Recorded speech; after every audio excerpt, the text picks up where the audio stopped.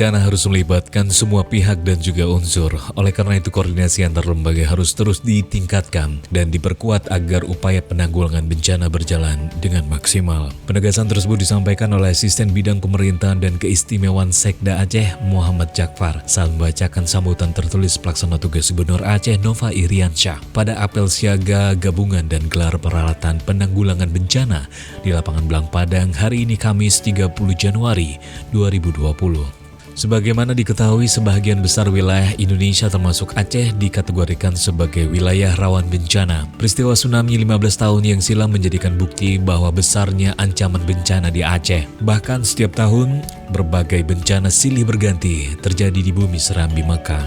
Untuk diketahui bersama, sepanjang tahun 2019, Badan Penanggulangan Bencana Aceh mencatat setidaknya ada 797 kejadian bencana melanda daerah. Jumlah ini 2 kali lebih banyak dibanding 2018.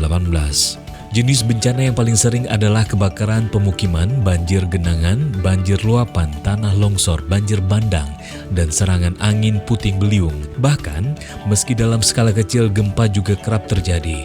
Total kerugian akibat bencana sepanjang tahun 2019 mencapai 168 miliar dan mengakibatkan 6 orang korban meninggal dunia serta lebih dari 11.000 keluarga harus mengungsi.